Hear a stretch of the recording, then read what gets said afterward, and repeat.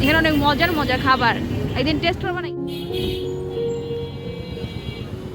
আলহামদুলিল্লাহ, লাহিফা একটু বড় হওয়ার পর থেকে, আই মিন 6 মাস পর থেকে যখন আমরা বাইরে যাই তখন লাহিফাকে সবসময় নিয়ে যাই। আর ও এটার সাথে মানানসই হয়ে গিয়েছে। বাইরে গেলে খুব এনজয় করে ও। চারদিকে পরিবেশটা, আজকে তো যেহেতু রাতে বের হয়েছি, চারদিকে লাইটিং হচ্ছে, ও খুবই এনজয় করছে। সব জায়গায় লাইট জ্বলতেছে তো তাকায় তাকায় শুধু দেখে, কোনো কথা বলবে না, চুপচাপ হয়ে শুধু দেখবে চারদিকে। তো এই তো আমরা রাতে বের হয়ে গিয়েছি রাতের খাবারটা খাওয়ার জন্য। ভাবলাম আজকে রাতে বাহির থেকেই খেয়ে আসি। তো ভাবছি কোন রেস্টুরেন্টে যাওয়া যায়, একটু হেভি খাবার খাবো যাতে রাতে আর কিছু না খেতে হয়। এই তো আমরা রেস্তোরাঁতে চলে আসলাম। এখানে আমার টুনটুনিটা বসে আছে। ও চুপচাপ থাকবে সব সময়, অত বেশি ডিস্টার্ব করে না বাইরে গেলে। আর এই রেস্টুরেন্টে সবসময় দাঁড়িয়ে থেকে আপনাকে সিট নিতে হবে, কোনো সিটই ফাঁকা থাকে না।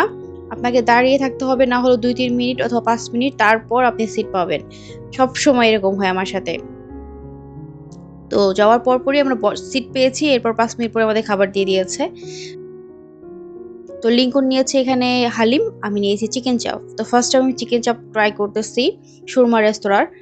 আর এটা হচ্ছে গাজীপুর জয়দেবপুরে সুরমা রেস্তোরাঁ, খুবই পপুলার একটা হোটেল। আপনারা এখানে এসে ট্রাই করতে পারেন যারা গাজীপুরের আশেপাশে আছেন। এটা অনেক বেশি ফেমাস আর প্রত্যেকটা খাবারই অনেক মজার। তো এখানে আমি নিয়েছি চিকেন চাপ, লিঙ্কন নিয়েছে হালিম। তো লিঙ্কন চিকেন চাপটা খেয়ে খুবই মজা পেয়েছে। ও বলতেছে যে আমি হালিম শেষ করে একটা চিকেন চাপ নিব। যেহেতু ফার্স্ট টাইম এখানে ট্রাই করেছি, এই জন্য দুজন দুই রকম নিয়েছি। হালিমটা আগে খাওয়া হয়েছে, বাট চিকেন চাপটা আজকে ফার্স্ট টাইম ট্রাই করলাম, অনেক টেস্টি ছিল আজকেরটা। এই যে আমরা আজকে রেস্টুরেন্টে গিয়ে খেলাম না, এটা খাওয়ার 2 দিন পরে আবার গিয়েছিলাম আমরা সেম এই চিকেন চাপ খাওয়ার জন্য। বাট তখনকারটা অত বেশি মজা হয় নাই, বাট আজকেরটা অনেক বেশি মজা ছিল।